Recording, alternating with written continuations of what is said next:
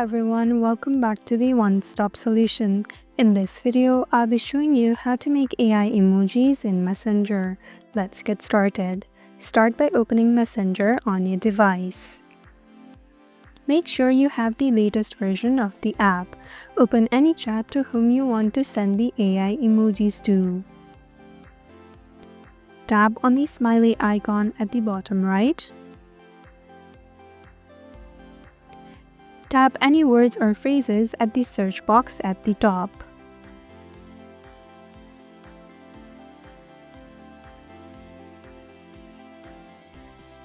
After you've found a sticker that you like, simply tap on it to send. Just like so. And that is how to make AI emojis in Messenger. Thank you for watching One Stop Solution. Hope this video was helpful.